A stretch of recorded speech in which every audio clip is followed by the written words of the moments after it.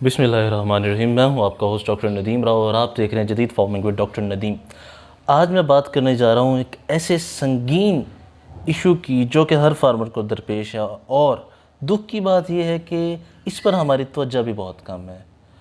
हम शेड बनाने पर बेशुमार ख़र्चा कर देते हैं, बेहतरीन फीड डालते हैं, महंगे जानवर ख़रीद लेते हैं, मगर इस मसले को खातिर ख्वाह तवज्जो नहीं देते जो कि हमारे जानवर का 2.86 लीटर दूध और 0.14 ग्राम बटर फैट रोज़ाना की बुनियाद पर खाया जाता है।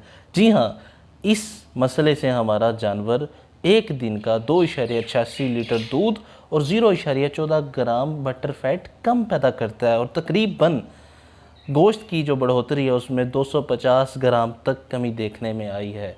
और ये संगीन मसला है फार्म्स पर चीचड़ों, मक्खियों और जुओं का। जी हाँ, इसी मसले पर एक मैं डिटेल्ड वीडियो बना चुका हूँ जो कि गर्मियों के बिल्कुल आगाज़ में बनाई थी।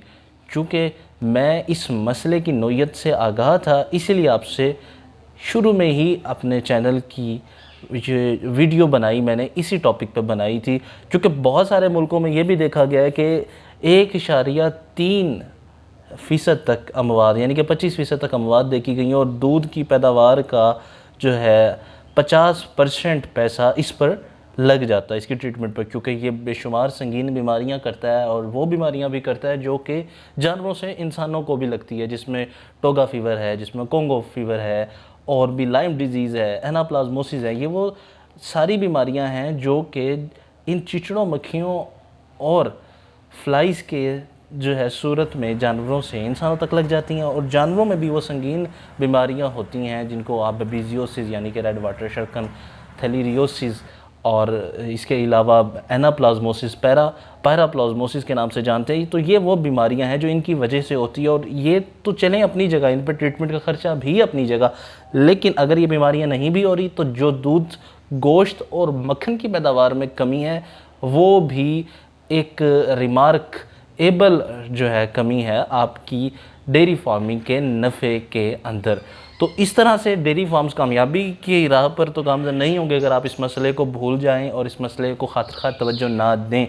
इसीलिए मैं आज हाज़िर हुआ हूँ आपको इस मसले का मुस्तनद और आज़मूदा और ऐसा इलाज बताने के लिए जो आप ख़ुद घर पे तैयार करेंगे और देंगे, और इंशाल्लाह इसका रिज़ल्ट वो जो तमाम मैंने आपको मेडिसिन्स बताई थी एलोपैथी की, जो पिछली वीडियो में मैंने डिस्कस की थी, वो उस हवाले से की थी, इंशाल्लाह उनके बराबर का ये रिज़ल्ट मिलेगा।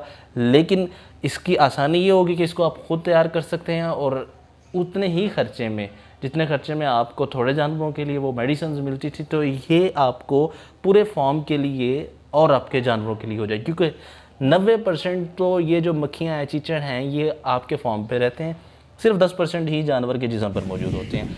तो मैं ये चाहता हूँ कि जानवर के जिस्म पर तो आप जो मेडिसिन्स या जो केमिकल्स अप्लाई करते हैं वो करें, लेकिन फॉर्म पे भी करें। तो मैं वो आपको इंशाल्लाह वीडियो के आखिर में बताऊँगा। लेकिन उससे पहले अगर आपने मेरे चैनल को सब्सक्राइब नहीं किया तो ज़रूर से सब्सक्राइब कर लीजिए, और इस वीडियो को आखिर तक देखिएगा ताकि वो देसी आपको इलाज मिल जाए, और इसको शेयर भी कीजिएगा ताकि दूसरे लोगों का भी भला हो। अब ये जो चीचड़ होते हैं, ये मक्खियाँ होती हैं या ये माइट्स हैं, इनका मसला ये होता है कि ये आप जानवरों के जिस्म से तो ख़त्म कर देते हैं, लेकिन आपके जो फार्म पे रह जाते हैं तो इसके जो लार्वा हैं वो 2 से 8 महीने तक बिना खाए पिए भी ज़िंदा रह सकते हैं। तो जैसे इनको फेवरेबल कंडीशन मिलती हैं, या फिर से जो है बढ़ना स्टार्ट कर जाते हैं, इनकी ग्रोथ हो जाती है, और फिर ये दोबारा से आपके जानवरों के फिर जिस्म पे आते हैं, फिर आपके जानवर को डंग मारते हैं। और मैं यहाँ एक बात आपको मज़ीद बताता चलूँ कि एक मैच्योर, एक कुछ जवान, एक भरपूर चिचड़ जो आपको आँख से दिखाई देता है वो तकरीबन एक दिन के अंदर 1 ml तक आपके जानवर का खून चूस लेता है। तो ये बहुत बड़ी मिकदार है, 1 ml। तो अब आप अंदाज़ा लगा लें कि 1 ml अगर एक चिचड़ खाता है तो कितना नुकसान हो रहा है। तो यानी कि वो जो साइंटिफिकली प्रूवन 2.86 लीटर दूध में कमी है वो इसी बात से वाज़ेह हो जाती है। इसके अलावा चिचड़ जो नुकसान करते हैं वो उस जानवर का रेस्टिंग जो पीरियड होता है उसमें उसको सुकून से नहीं बैठने देते, और जानवर को सुकून के साथ जुगाली करना दूध की पैदावार बढ़ाने के लिए सबसे मौजूद तरीका होता है। तो जानवर को आराम पूरा मिलेगा तभी वो अपनी ग्रोथ को बढ़ा सकेगा, बिना आराम के वो आपको दूध नहीं दे सकता। तो ये सबसे बड़ा जो है इशू है, वो सुकून नहीं देते। वो तकलीफ़ में जानवर जब रहता है तो लागो और नहीफ हो जाता है। फिर कुछ जो है चिचड़ और जुएँ और मक्खियाँ ऐसी हैं जो जानवर के जिस जगह पर काटती हैं उसको फालिज़दा कर देती हैं। ये बड़ा मसला है। कभी कभार तो जानवर को टॉक्सिकोसिस भी हो जाता है। तो ये बड़े मसले हैं, इन मसलों से आपको जो है बचना चाहिए। कभी कभार तो ये ऐसी भी बीमारी का सबब बनते हैं जो आपको पता बाद में चलती है और जानवर मर पहले जाता है, जैसे काउड्रियोसिस है।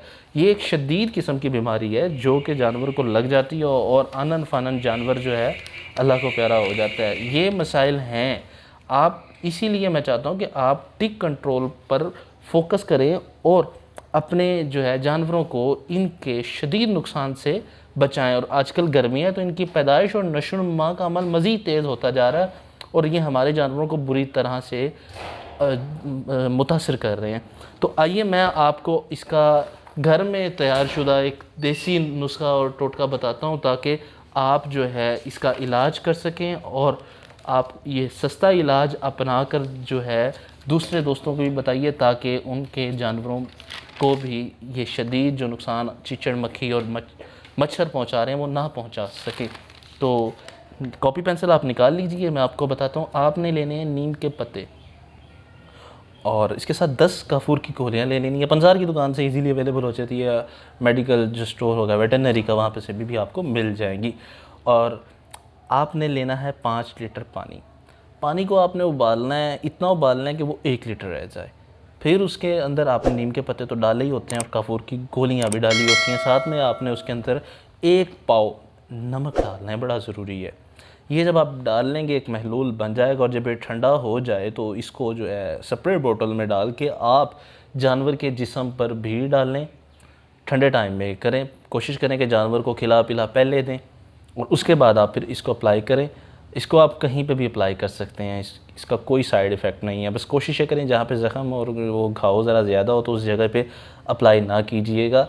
और सबसे बेहतर ये होगा कि अगर आप जानवर के जिस हिस्से पे लगा रहे हैं उसको भरपूर तरीके से गीला हो, वो पूरा प्रॉपर वेट हो, ये आप करें। इसके साथ ही बाकी ये जो मैंने आपको बताया ये तकरीबन 15 जानवरों के लिए होगा। ये 5 लीटर आपने कर लेना है, ठीक है। वो 4 लीटर जो बन जाएगा उसके अंदर आपने 1 लीटर और पानी मिला देना है। ये 10 से 15 जानवरों को आसानी से लगेगा। इसी तरह आप बाकी महलूल बनाएं इसी रेशो से और आप अपने फार्म पे भी करें, कोनों पे करें, जो है फार्म के दराड़ों में करें, क्रैक्स में करें, गोबर के ढेर पे करें। और सबसे पहले तो कोशिश ये करें कि गोबर इकट्ठा ही ना होने दें, तो इससे ऑब्वियसली जानवर जो है गंदगी से बचेगा और गंदगी में ही इन चीज़ों की नशोनुमा होती है।